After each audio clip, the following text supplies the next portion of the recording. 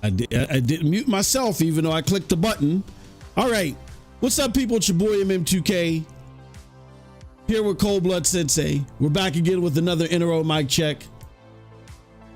And today we're going to be talking about Dragon's Dogma 2 Aftermath, breaking the 30 frames per second barrier in the future of gaming. Yeah, very interesting topic today. We have a lot of people that are concerned, I think maybe hyping themselves up for the expectations of 30 frames per second gaming fully being eradicated, especially with the PlayStation 5 Pro. Everybody's like in anticipation of these 5,000 series cards whenever they do drop. Who says it's going to be this year, whatever? I don't think so, but there's a lot of things happening in which people are hoping for better performance and more consistent performance when it comes to these games. And there are signs that it actually might get worse, that we might fall even further from the expectations that we have. But before we get into all that, I want to say welcome to the people that are on Kick that are watching us. Thank you very much for joining us on Kick. And what I also want to do is I want to say hello to your co-host, Cold Blood Sensei. Cold Blood, how you doing today, man? After that Peppa Pig stream, great, bro. You finally get to play that rocks off on me, you motherfuckers. You bastards. You got your rocks off on me. Yeah, y'all got to join us, man, for those streams. We have a good laugh. We know that you guys would enjoy them. Just check us out. When we link them, you know what I mean? And even if you don't join us live, check out the VODs. We really do something we really want to do for you guys. Mr. Reaver the Beaver in the house. What's going on, brother? Good to see you. Something we really try to do for you guys. Get y'all a good laugh at my expense. So definitely check it out. Some good stuff. Those suffer streams. And yeah, we did Peppa Pig World, and you know we're some sick sons of bitches. So you can just imagine how we flip everything on its head and make Peppa Pig seem like the worst game ever made and shit, full of agendas and everything. So yeah, definitely check it out. You don't want to miss them. The Suffer streams that we normally do them on Fridays, but I had to double up because I couldn't do it last week if something came up. Don't miss it. Don't miss them, man. You don't know what you miss when you miss them. All right. So I'm going to post that there. Where is the Discord link at? So I can post this in the Discord. Let's do something like this. There we go. I can access the Discord. We're allow line publish. Okay, let everybody know. All right. And we already got Kick going. We want to go to a couple other places. Cold Blood, what's been going on, man? You've been playing. Did you get a chance to play anything yesterday or this week? Only a little bit of Drank's Dogma, bro. Yeah. How you liking it, man? Mm-hmm. Well, like I said, if you played part 1, you saw most of it already. Oh, okay. Yeah. I mean, yeah. And I haven't played part 1, so that's fine and dandy and everything. That I get to hop in on 2. I guess 2 is, you know, you can argue 2 is probably an upgraded version to an extent, except for the freaking performance, which is god awful and really disgusting. This is the antithesis of what we want when it comes to gaming. We don't want to see this shit. We want to see enhancements. We want to see improvements in performance. We talked about it, you know, earlier in the day today, where Xbox really had a lot of people feeling like that their machine was going to do 4K 60 with everything. You know what I mean? And, you know, there would be a lot of gamers doing 4K 120. People fell for that okie doke, and even though that didn't come to fruition, that was the expectation that was set. And to see games like Dragon's Dogma not just say, you know, don't expect 4K, 4K/60 games to completely eradicate all 30 frames per second caps in games, but they said, look, your PCs ain't safe. Your high string PCs aren't safe. So I think that's crazy. With that said, share this out. Let everybody know that we're live. We did a trifecta of streams today. We appreciate everybody for joining us. Let's see here. Let's go to the social. We got Mr. Reaver to Beaver in the house. What I've been playing is I've been playing some I tried some Dragon's Dogma yesterday. That didn't go well at all. I'm looking into getting back into the Division 2. I really want to try that. Yeah, I got to understand what's going on in the season though. Like it totally confuses me, and I'm like, what the hell? But hopefully it'll start making sense to me, and I can hop back into it, because there are people that are playing the Division 2. Even though Helldivers has sucked all the oxygen out of the room, there are people that have played the Division 2, and they're like, man, gameplay is good. So let's see. I wonder, is there anything happening on Twitter today as we're waiting for people to come in? Let's just do a quick breeze through of Twitter and see who's getting their feelings hurt today.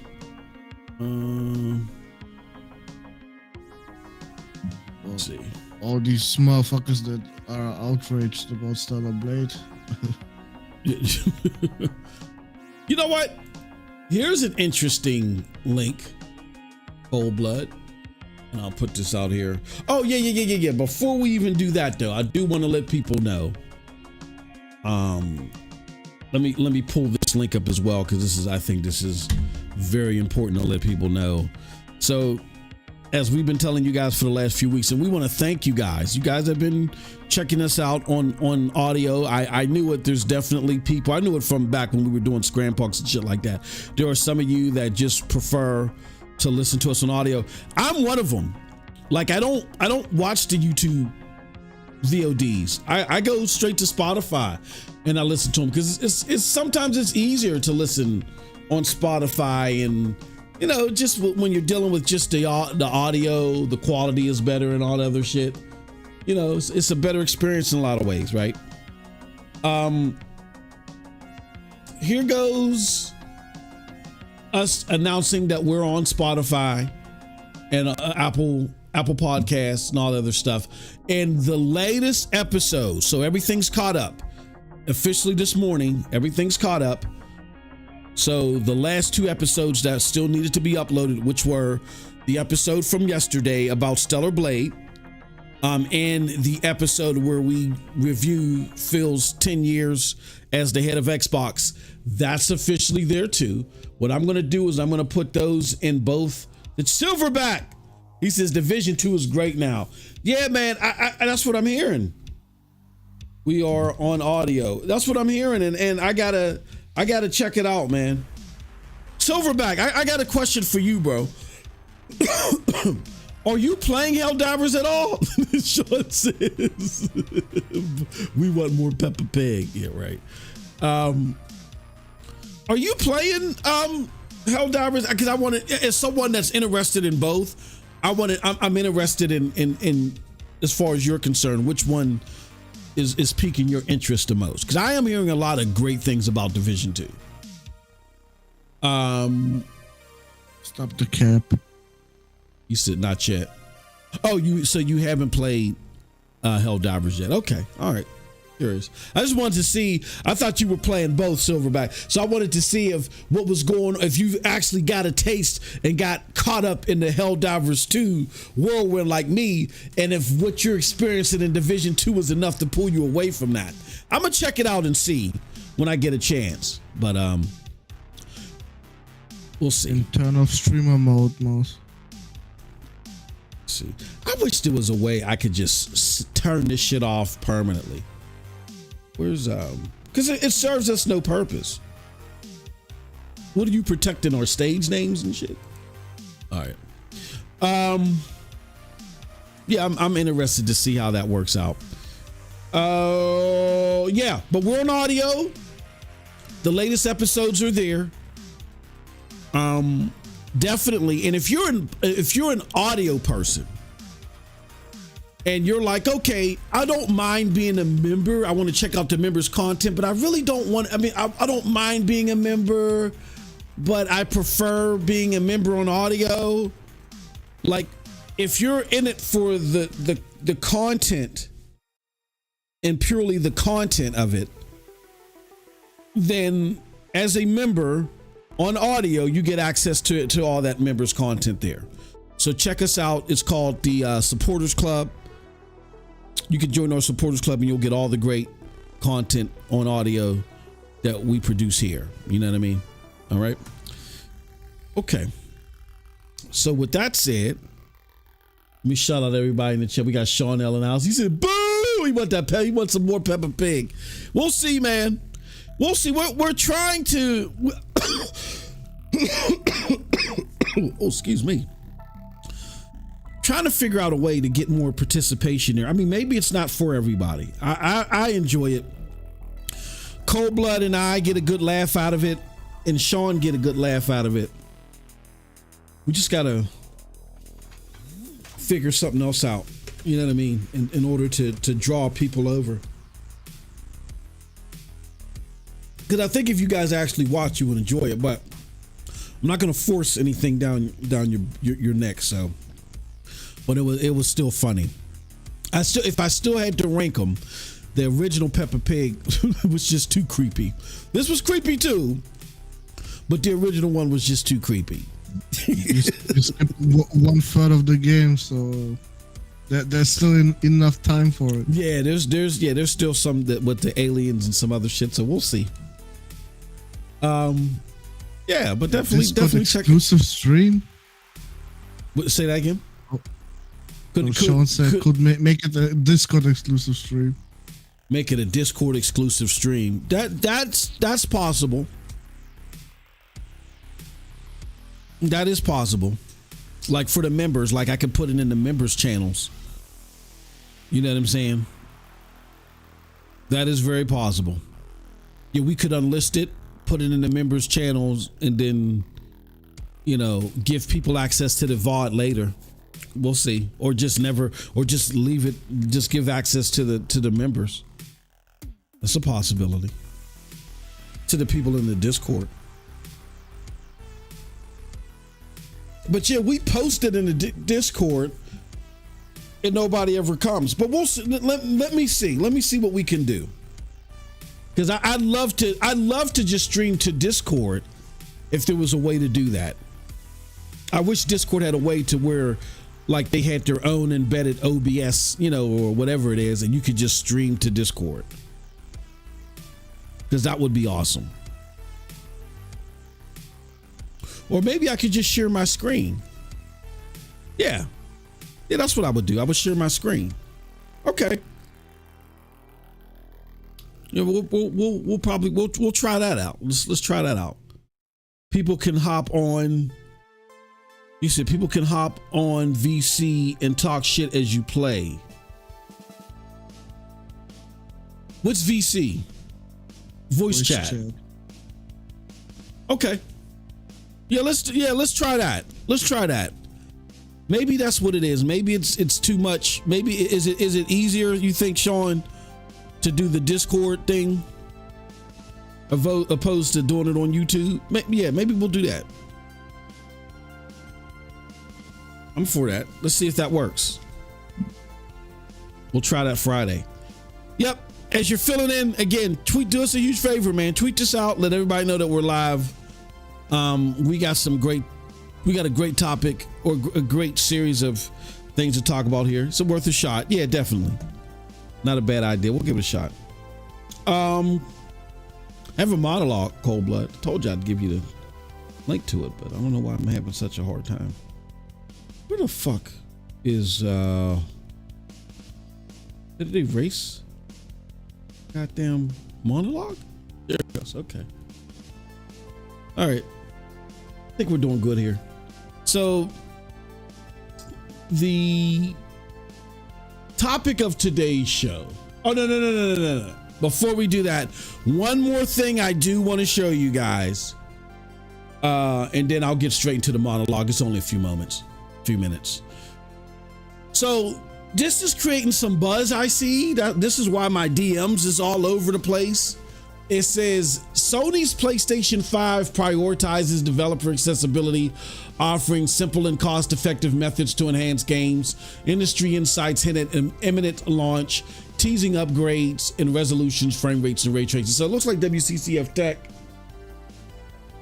is running this story about this, and let's see if they discovered or talked to anybody. Because although Sony was limited by what it could do with the PlayStation 5 Pro, the upcoming mid-generation refresh system has been designed to provide developers easy and economical ways to implement enhancements in games already in development. In the latest episode of Moore's Law is Dead, Broken Silicon podcast, a veteran developer who worked among other titles on the Elder Scrolls series commented on the PlayStation 5 Pro, saying that it couldn't be that much more powerful than the base model, as developers need time to plan for future hardware.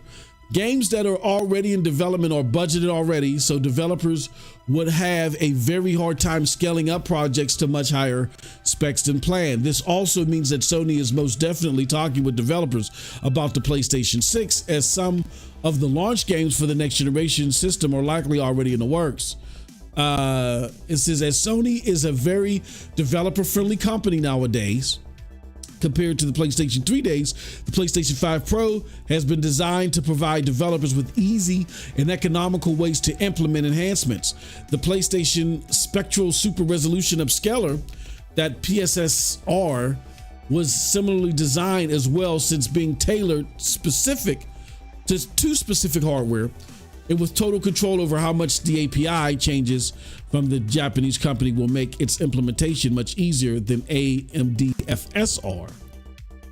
Last week, we learned more about the PlayStation 5 Pro Enhanced label, which will be granted to titles offering increased resolution, frame rate, and PS5 Pro ray tracing effects.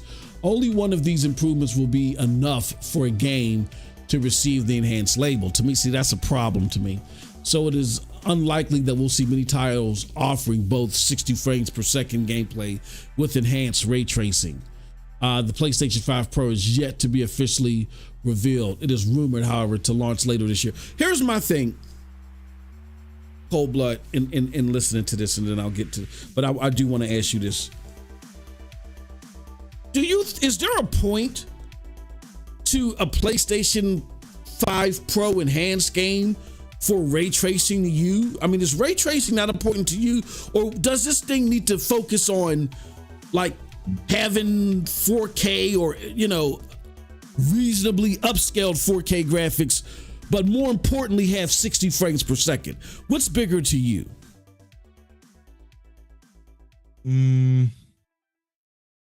For me, first of all, the fucking image quality. So resolution, FPS, and then fucking ray tracing. Okay. In that order. Yeah. 60. Yeah. I'm with y'all. Like, yeah, image quality is I would do it in the same order. Like, I mean, ray tracing is cool. Ray tracing does make some cool enhancements, but if you're like, look, man, we got to use some low-level ray tracing, but the image quality itself is great and the performance is great, I don't care. I really don't care. So I'm questioning the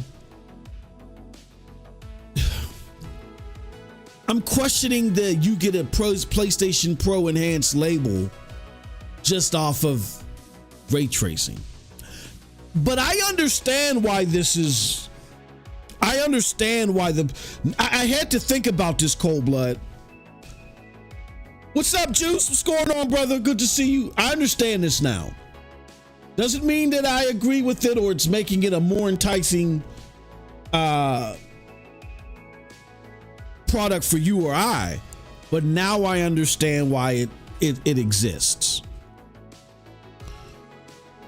Despite the possibility, we don't know, despite the possibility of there being games that create a bigger CPU bottleneck. In those instances, if what Digital Foundry is saying is true, these games don't, you know, it doesn't, the PlayStation 5 Pro really isn't going to matter except for maybe some ray tracing effects. But I get why it exists. It exists all for this PSSR. Hey, Sean, if you don't stop spamming us with goddamn hearts in the chat, I can't stand Sean. But can't stand this dude. Yeah, but it exists for that PSSR and any of the AI mechanics. Those of us that are cloud gamers and understand the AI and machine learning, that shit has to be trained. So basically, at the very least, the PlayStation 5 Pro is there as a training device, as well as giving you a device with enhancements for its implementation in the PlayStation 6. And I'll tell you this much. I don't know how you feel about that, but I tell you this much. If there's not going to be guarantees, or if there's not going to be capabilities of where games are going to be leaning more towards 60 frames per second, I don't care. Like, if this is just going to be a bunch of ray tracing enhancements, I don't care. Like, what are your thoughts on PlayStation putting this thing out here to develop the PSSR for the PlayStation 6? I mean, the PS5 Pro is gonna be the beta test for the PS6 anyway. Yeah. But if they're not making that standard, if they're not really pressing frames on this thing,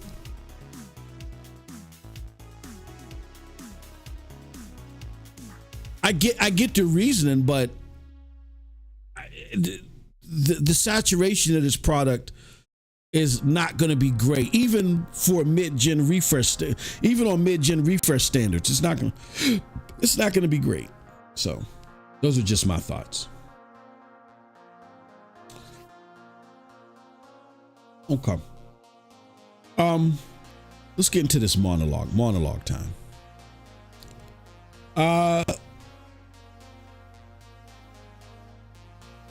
So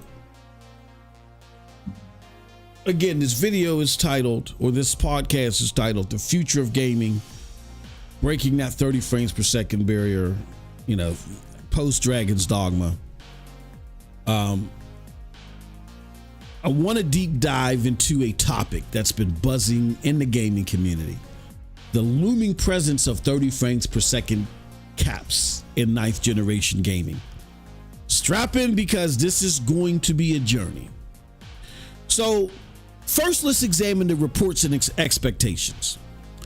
Reports are flooding in, suggesting that many upcoming games are sticking to a 30 frames per second standard. Hell, you just saw this WCCF Tech story that highlights the fact that they even say themselves. What did they say? They said that the PlayStation 5, he says, although Sony is limited by what it can do with the PlayStation 5 Pro.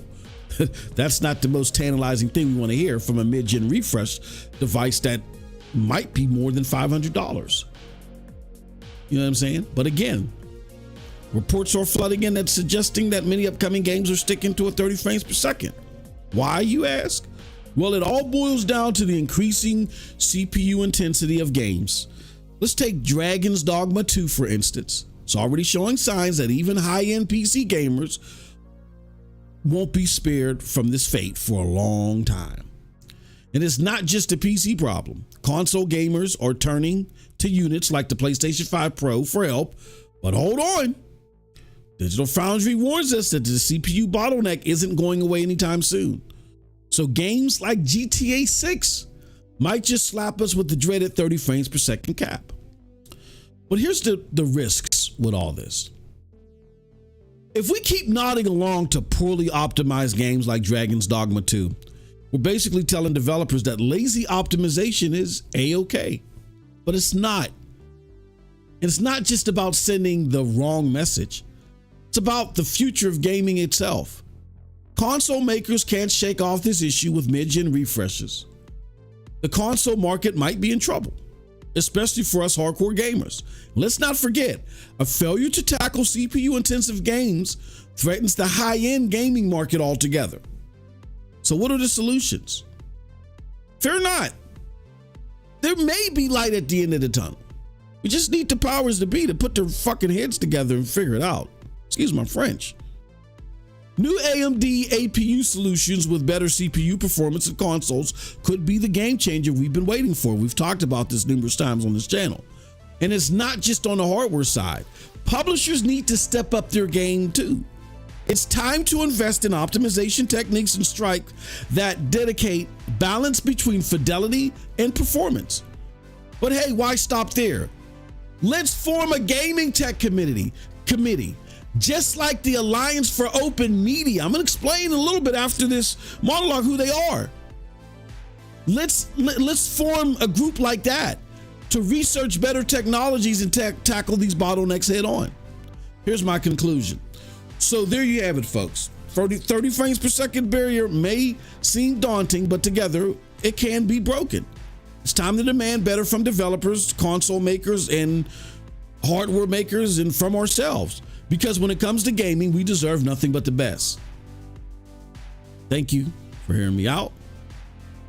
And let's continue to fight for performance. Because if we don't, who will? That's my monologue.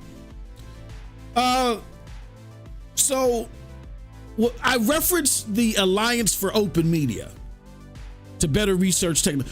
For those of you that don't know who they are, let me show you. Where's my link at? So this is a group that started way back in 2015. I'm very familiar with this group because they have a lot of impact on the game, on the ways that I mainly game. This is a Verge article from that time that tells you what these motherfuckers do is Google, Microsoft, and other tech giants team up to create the next gen video codec. In a rare moment of cooperation, 7 of the technology's industry's most prominent software makers have banded together to create a next generation standard for encoding and decoding video streams. The Alliance for Open Media consists of Amazon, Cisco, Google, Intel Corporation, Microsoft, Mozilla, and Netflix, and is working to deliver next generation tools. It says will be royalty free and open source. So when we talk about codecs, we're talking about streaming technology. We're talking about technology so you can stream and get better visuals over the internet. Look, I'm all for cloud gaming, my number one way to game, and I'm all for there being things to placate that technology. But let's be honest here. Cloud gaming is not a mainstream way to game yet. So why do we have these alliances? And look, I get that this is bigger than just gaming. There's Netflix involved here, but gaming is bigger than all that shit, right? Why don't we have an alliance of hardware manufacturers and software providers that says, hey, look, if we're dropping these expensive devices out here and you guys are looking to make this, like, please don't shit on our efforts. Don't have us looking like liars telling our people, look, this is what we're giving you. But meanwhile, you're trying to create some type of off the scale game that needs more than the hardware that we're putting out here, that the hardware is possible of. Like, there needs to be some type of alliance to where publishers look at these expensive ass hardware out here and they say, look, we have a cool idea, but if it's running at 15 frames per second in a powerful CPU and a powerful GPU, let's ensure that we fix this before we put this shit out here, because this is going to hurt all of us. They actually have something like that over fucking codecs. You're telling me you can't do this for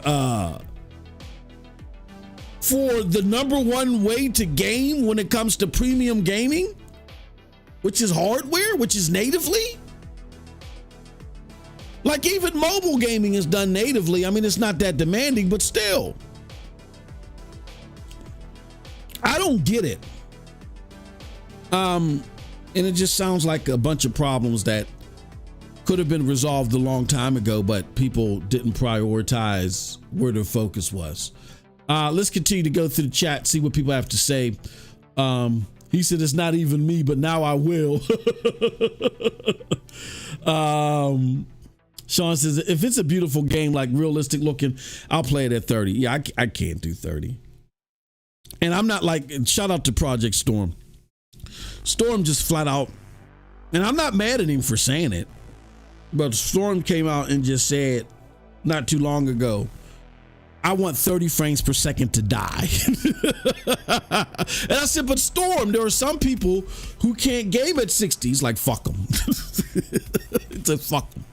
He said 60 needs to be the standard, and we need to get high fidelity coupled with 60 frames. He's not saying that performance mode should only exist. He's saying, no, we should be getting these top notch graphics and fidelity that we're seeing in these quality modes, and people just got to come up with better ways to combine that with 60 frames per second. He's saying 60 should be the fucking standard.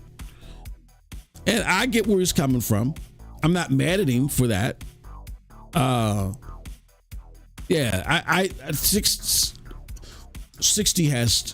there has to be a reasonable performance mode.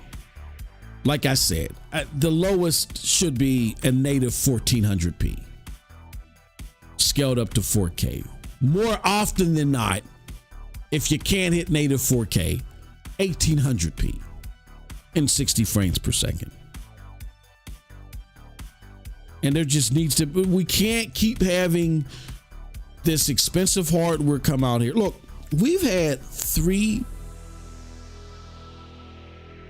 already had 2 generations of consoles and hardware promise us 4K 60 and it not happen. To me, that's not acceptable. Something has to change. So, just my thoughts. Sean, that's a hot take on this channel by most standards. Don't talk about Phil today, sir. You know what? Phil is floating face down in the riverbanks. I don't. There's nothing else that can be said or done to Phil. You know what I mean? So, True Virgil, I don't think I had planned to say anything bad about Phil today. Coldblood, I do have some questions for you though, in this regards.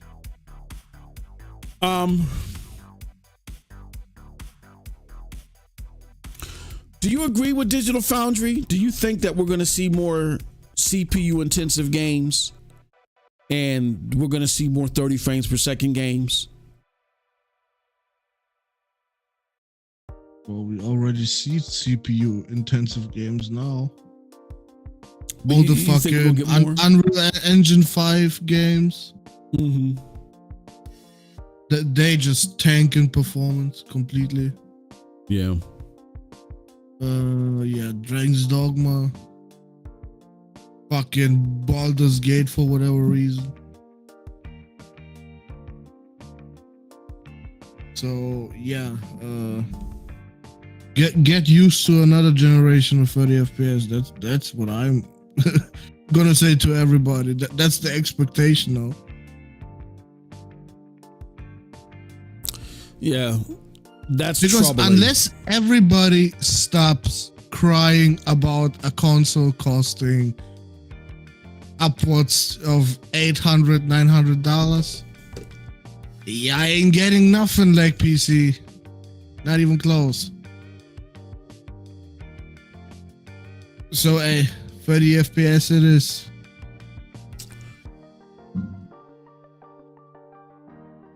I'm wondering though, like how they sat here, they actually got this master group together to strategize and figure out how to create these codecs. And these codecs are doing some amazing things. Like when it comes to streaming, they're giving you great fidelity over internet that over 15 megs. You know what I mean? They sat there and created this committee to work together and figure out that technology. And then we got GeForce Now. We had Stadia that was doing what it was doing when the PlayStation 4 and the Xbox One couldn't do it. And that's great. That's great for future technologies like cloud gaming. But what about now? And hardware, daddy device gaming isn't going anywhere anytime soon. You got another 10 years before I think it effectively has to share the pie with cloud gaming. I think you got at least another 10 years. So being that's the case, 10 years is not, we said 10 years, not 10 weeks, not 10 minutes. Why couldn't they get together now and look at how to create inexpensive ways to alleviate some of the bottlenecks that are in CPUs, that people could still create these wonderful, magical games that they want to create, like with Unreal Engine 5. Like one thing I don't understand is if you're working hand in hand with. It's very easy. It's very easy. It's all about how much is the fucking thing gonna cost in the end. Like if you make it a fucking $400 console, then expect $400 performance. I mean, what the fuck y'all been inspecting? 60 the standard, 120 optional? Nah. Well, no, like right now under current technology. Yeah, that's then only with the most dog shit of resolution upscalers like FSR2. You might get there, but your game is gonna look like shit. And that's what I'm saying. I don't think, like, for instance, we have Mark Cerny. I have nothing against Mark Cerny. I think he's a genius and he does a lot of great things. He's working with AMD on their APU and certain like there's too much singular. We're going to try this or we're going to work with this. Where is this think tank that can sit there and do for CPU utilization the same thing that they did for codec utilization? We are talking about high-end 4K streaming being done on the internet through a freaking web browser.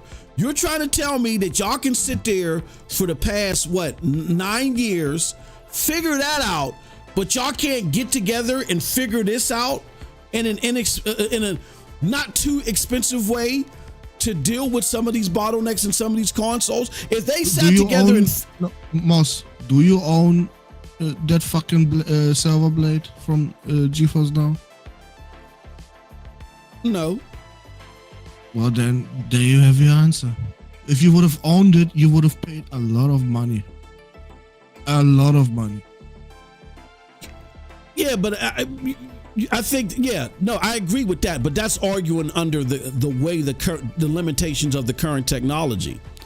I'm saying, why couldn't these people get together and do the breakthroughs that we're seeing with technology over the cloud that we're seeing with hardware?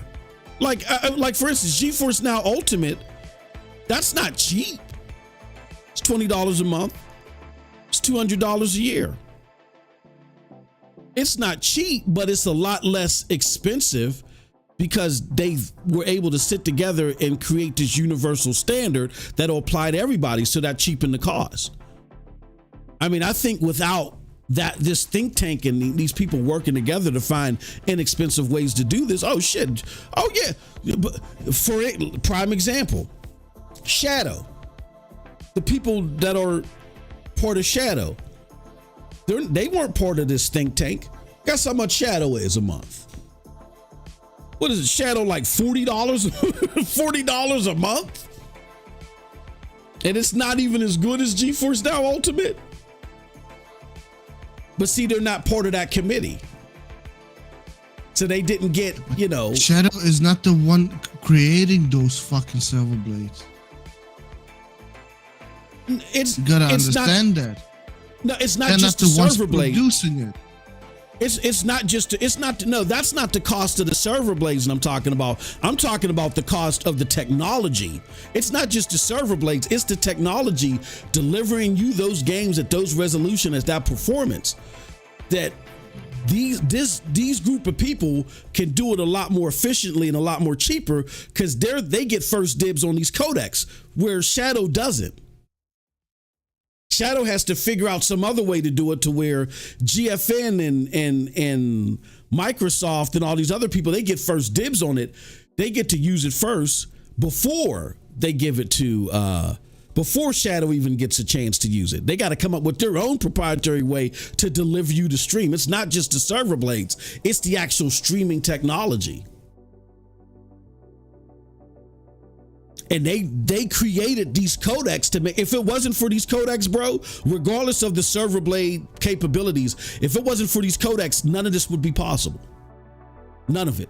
Absolutely none.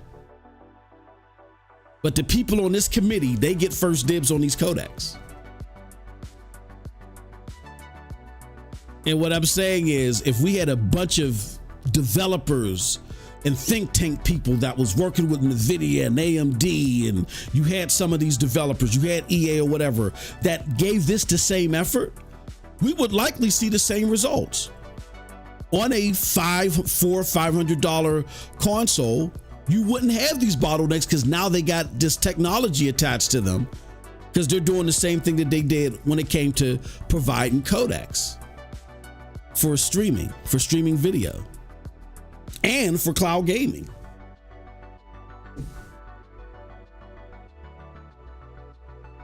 Like, it's cool that Mark Cerny is looking for solutions or whatever. I just don't understand why these people are working together to do this. Well, I mean, most of these people are video game people that are in this. I know Netflix is in there, so they're doing it for cloud gaming. They're doing it for cloud gaming purposes. And Netflix benefits from it too. But people that are streaming Netflix and all that other stuff, they don't care about fidelity all like that. That's not their biggest whoop to do. The fidelity thing is for the gamers. So if you're going to provide this technology for cloud gaming, an emerging but niche product, why aren't you guys getting together to find these technical solutions for the hardware? You found a cheap way for them to do it here. Why not there? That's just my question. I just wish that they figure it out. And then also too, like, for some of these games, man, I mean, it's cool to want to do certain things with these games, but you got to look at the market. I mean, it's all cyclical to me. It's all connected. If I make a game that even on the most expensive hardware, it doesn't work with it doesn't provide the performance that is expected on even the most expensive hardware, that should make me go back to the drawing board and say, you know what? Maybe I need to do something else. Because if I put this out here like this and I say, screw you, you spent $5,000 for that computer. I don't care. This is how we're going to implement our gameplay or whatever, and you're going to get 25 frames per second, deal with it. I think that's absurd too. Maybe it's just me.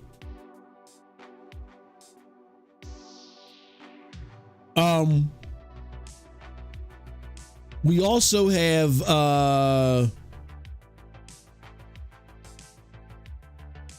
let me see here. We also have Digital Foundry, like Cold Blood alluded, said that there's going to be more Unreal Engine games. The Unreal Engine's always had an issue there with the performance, and people are still trying to figure it out.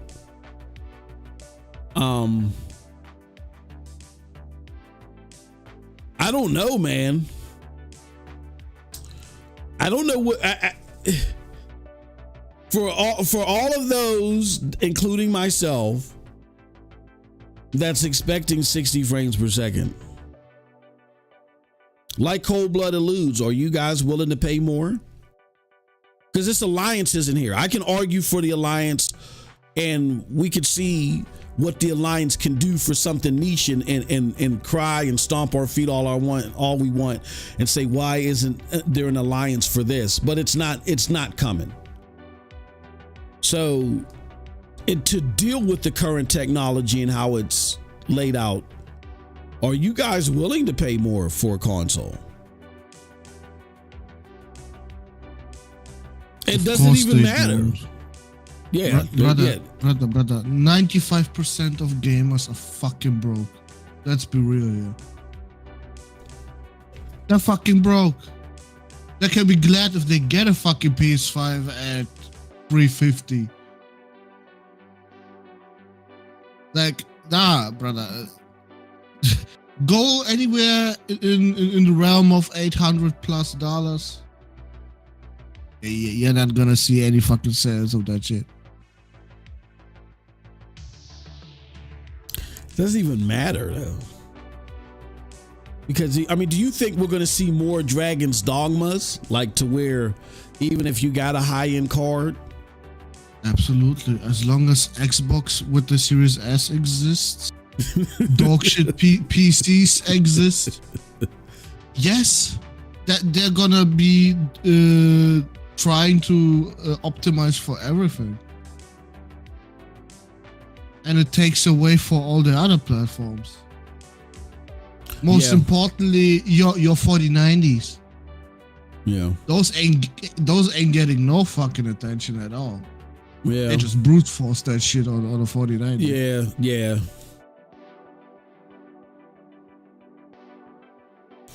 Man, that sounds ominous. And I hate to be a Debbie Downer, but until we get some type of explanation of this tech and what it could do versus specifically what it could do, if anything, versus these bottlenecks, then yeah, this is ominous. And I don't like it. I'm trying to be real here. Like, y'all want the best of the best for dirt cheap. That's not how it works. Not on PC. On PC, you have to buy a fucking good ass card, a good ass CPU, to get the best of the best. You ain't getting the best of the best with a fucking GTX 1080 at this point. Hell no. You get the worst 720p possible. So yeah, wake the fuck up. Yeah, y'all gotta pay up if you want greatness, and most of you don't have that fucking money. I can guarantee that. Well, I don't even think it's they gotta pay up if they want greatness. I think there has to be a new standard. No, I mean, they have to be. Sorry. Let me rephrase it. Be very willing to pay up. Yeah. Only then Sony might think, okay, if you're okay with a $800 price tag, we're gonna think about it. But Sony knows, nah, 500 is right now the fucking sweet point. Anything beyond that is shit. Anything below that is shit. So they're probably gonna stay somewhere around 500. But then don't expect anything that would be right now for like 1,500 on PC. Don't expect that. You ain't getting it. And then also, Mark Cerny has a budget to think about. He can just say, okay, let's throw all the fucking power we can at this thing. And don't care about how much it's going to cost. Nah, that's not how it works. It's always these people, that think, oh, just make a fucking great console. Yeah, they can do that, but at what cost? Nobody's thinking about that.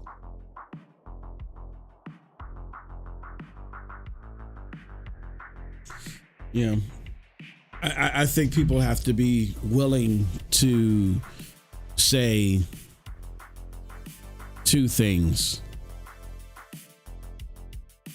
Yeah, I'll pay more to get the best performance. But more importantly, when you develop a game and it's a AAA high-end genre-defining game, you're going to have to leave some hardware. You're going to have to leave a lot more hardware out. And that's a harder sell to a developer because the developer wants to make the most money possible. Blame Phil for that. No gamer left behind, right?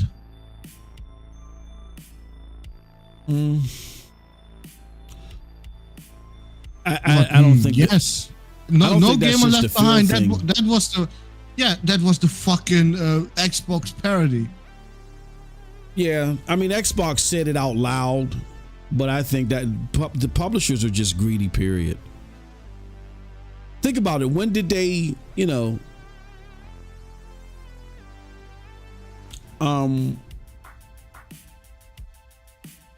like, okay, prime example. Crysis 2. Was it Crysis 2 or Crysis? I can't remember. What was it? Oh yeah, can your PC run Crysis? And people thought that shit was cute. Crysis, yeah.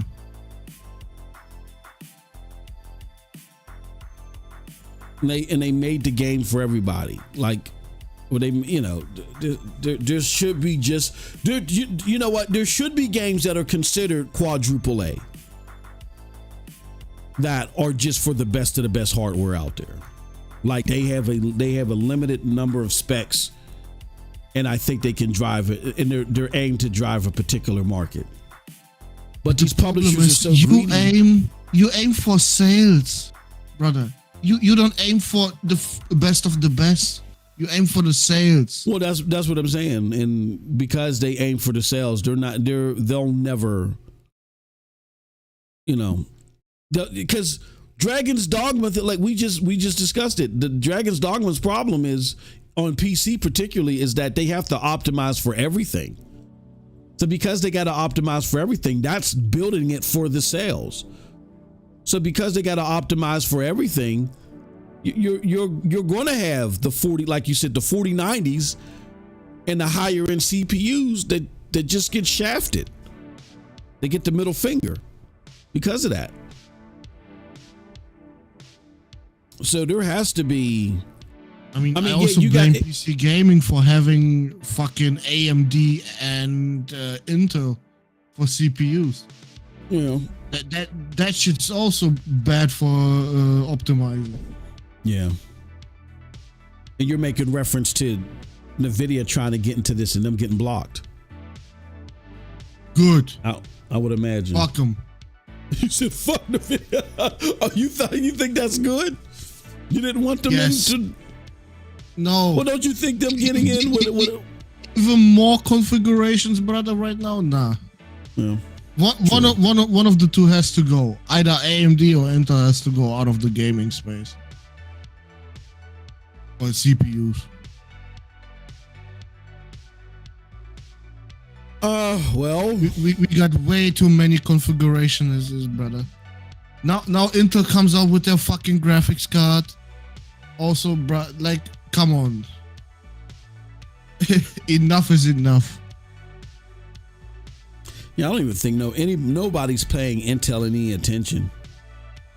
You know what I'm saying? Oh, those cheap ass gamers, they do right now because Intel can do a lot with a fucking cheap graphics card, from what I see.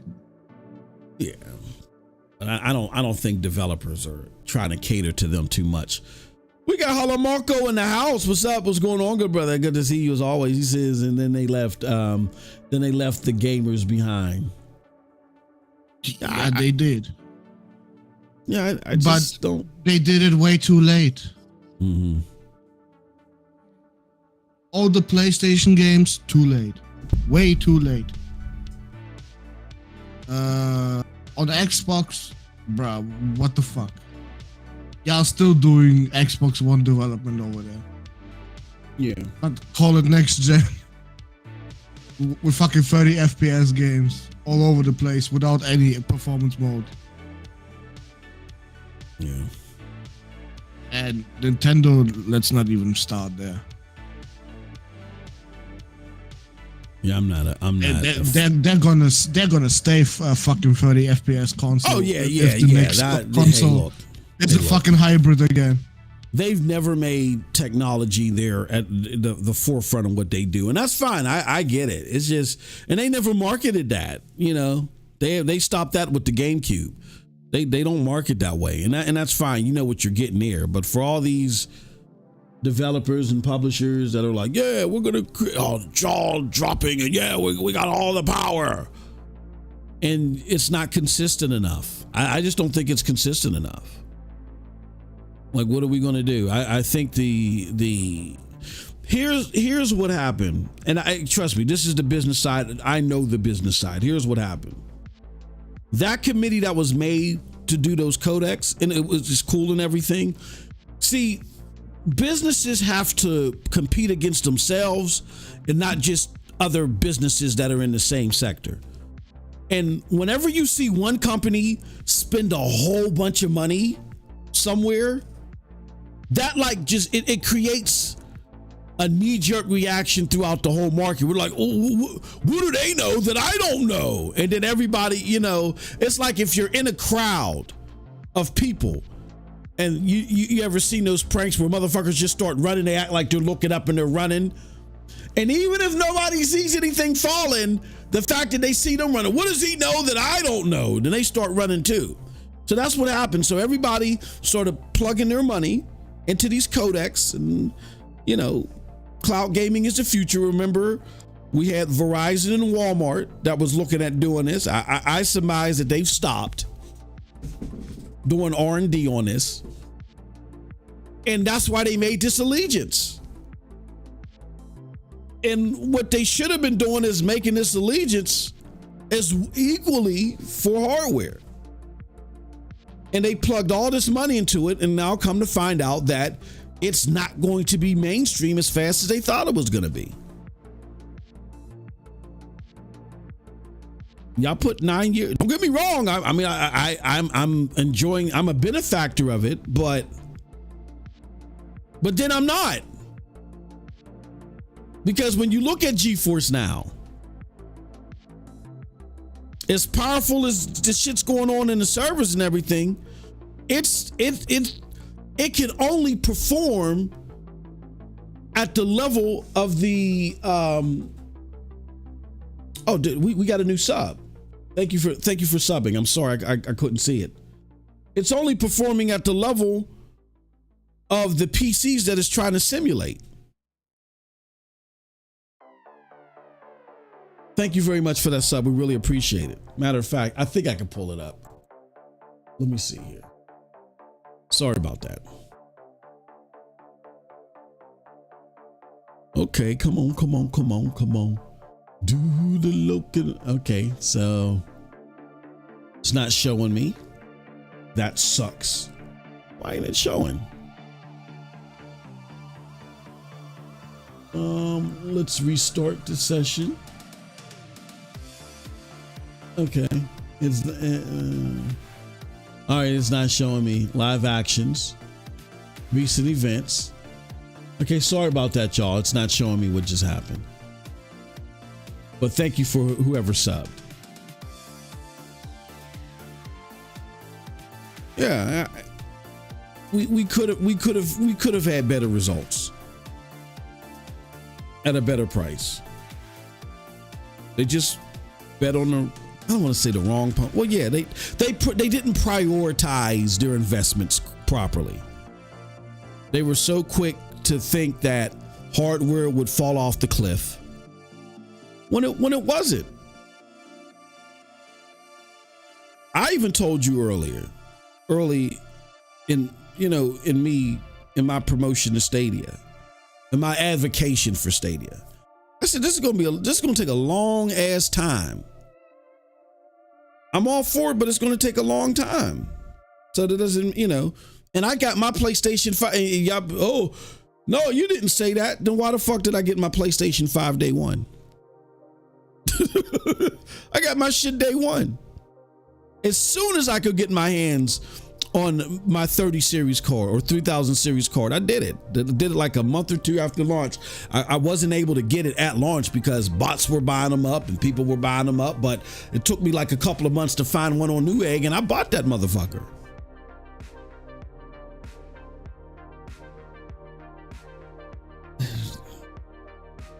It's a shame, man. But then it doesn't help too when games like Dragon's Dogma are so piss poor and you got people making excuses for it. I think there's no excuse to be made for that game. Even if you're okay with the 30 frames per second or the sub 30 performance, even if you're okay with it, even if you can still play it, that's just setting a standard. That's setting a precedent that you don't want to set. Because, okay, we get it. this hardware can't give you a consistent 60 frames per second on every single game. We get that.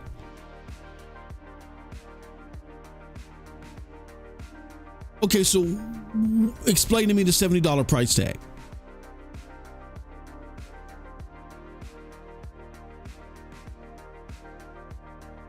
Explain to me the $70 price tag. You mean me?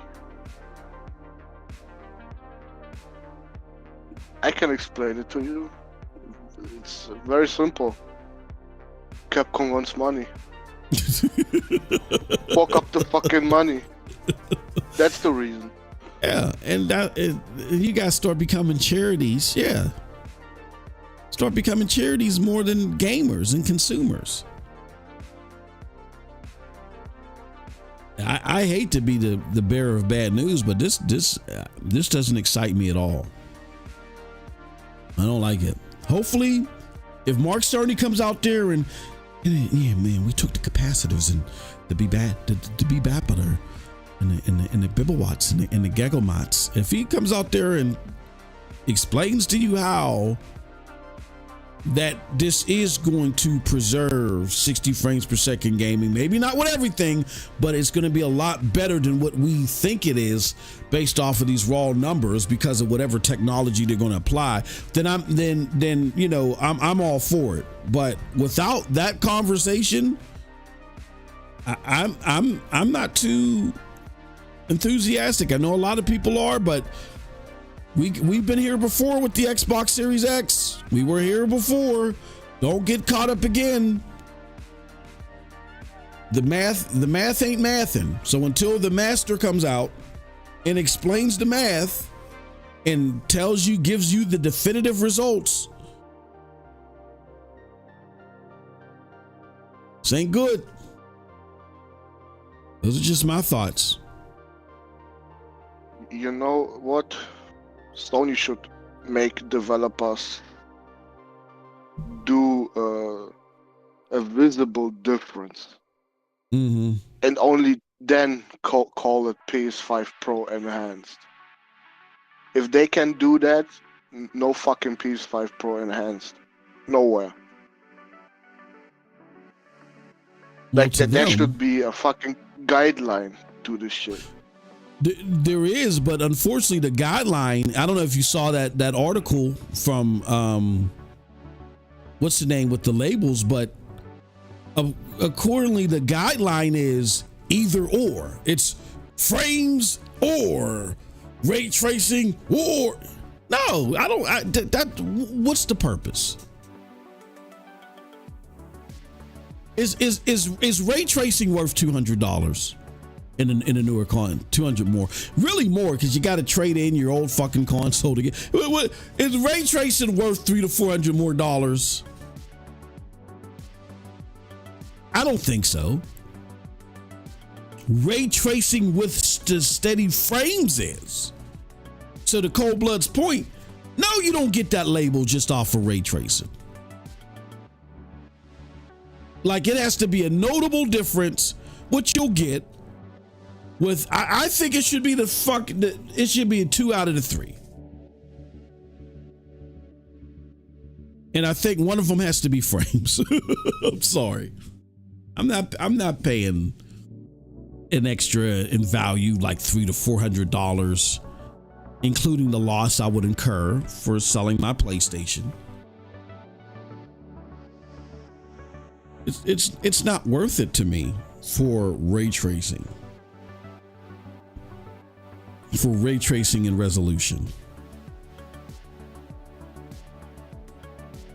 And the proof is in the pudding. The fact that the first thing people said is, oh, they're doing this so Grand Theft Auto can play at 60 frames per second. That's what everybody ran with. Now, the debate isn't whether it's true or not. The reason why I'm bringing that up is because that tells you the expectation. So there's no debate around that. The most likely expectation is that those games would run at 60. That's what people are looking for, more powerful hardware to do, because that's showing you out of all of the base cursors when it comes to resolution, ray tracing, and frames. People rather have frames be first, with you getting a consistent 60 frames per second along with better resolution. Nobody was even talking about the ray tracing aspects of it until they discovered it in these quote unquote development kits. Geek to sneak in the house. What's going on, brother? Good to see you as always.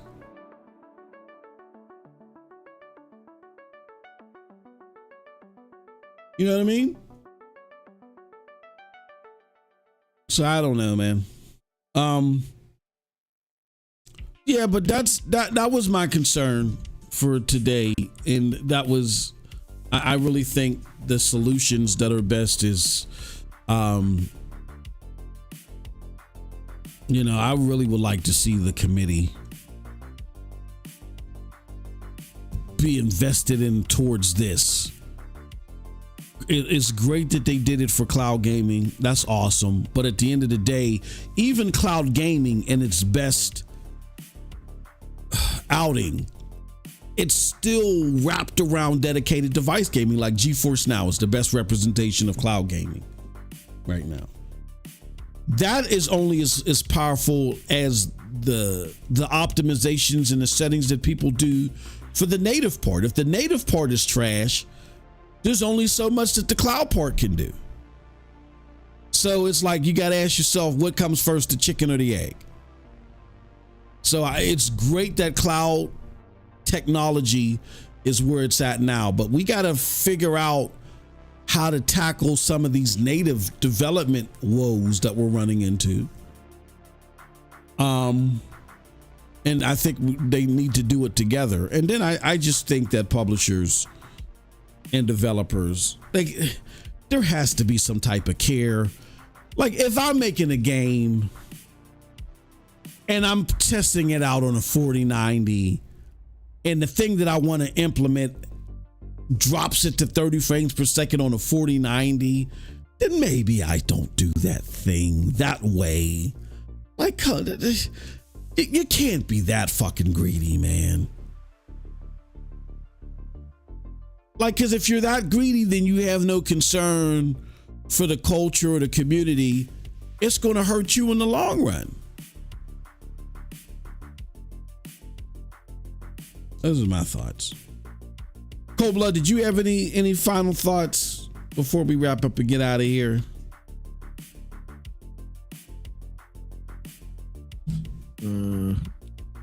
Gaming is in the toilet if you don't have a PlayStation. Yeah, you need a PlayStation. Yeah. That's the message. Yeah. Because every other platform right now is fucking dry as shit. Yeah, it is. Yeah, you gotta have a PlayStation. I'm sorry. I know people don't want to hear that. I told y'all, I made a fool of myself last gen. I think Cold Blood was there. I made a fool of myself last gen, right? When I was going to buy that, I was renting that PlayStation. I know some of y'all keep hearing the story over and over again, but for the new people, I rented it because I wanted to prove that PlayStation games were one and done. And I got it for God of War 2018. And I end up keeping that motherfucker for 3 months. And then that was the kickoff of me realizing, at least for a gamer like me, that the PlayStation games were starting to speak to me more and more and more and more than they ever have before.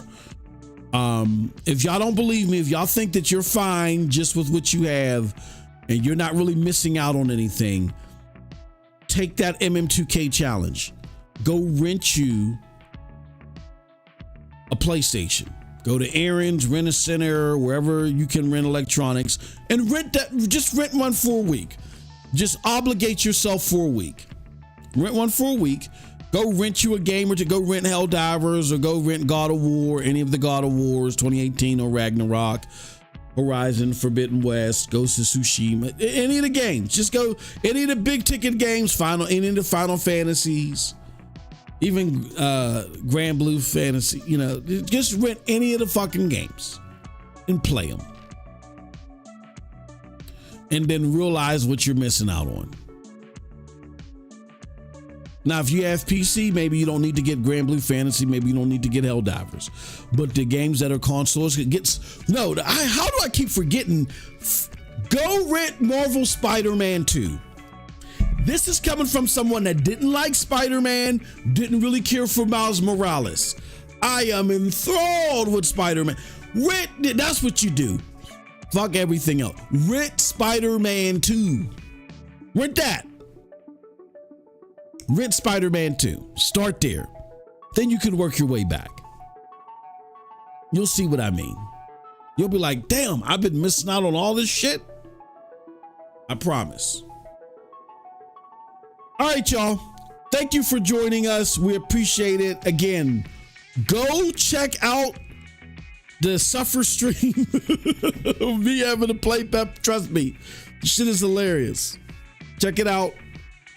We will be back tomorrow. Cold Blood may be streaming tomorrow. I'll have another. I'm actually going to be running around. I got to take my son to a couple of appointments tomorrow. And then I got an appointment myself. It's going to be a busy day for me tomorrow. So we got some content lined up for y'all tomorrow. So be on the lookout for that. And then both of us will be back here on Friday for In a Row podcast. So Paul Games says God of War 2. Yeah, absolutely. But I want them to start with Marvel Spider-Man 2. I want them to start there. Like Marvel Spider-Man is just, they've jam-packed that with greatness. Like it's just too much, I feel, sometimes in the game. Like, goddamn, you really could have made like multiple games. You could have taken the shit and the mechanics that you got in here and split it into multiple games. I feel it's a great game. It was worthy of Game of the Year. It definitely was. I get Baldur's Gate was out there. I get that. Alan Wake, I don't completely understand. And I love the first one, but whatever. Anyway, I'm out of here. We will see you guys. We'll both be back here Friday. Be on the lookout tomorrow for the content that we have pre-planned. And if we end up streaming. But until next time, have a wonderful gaming day. Peace.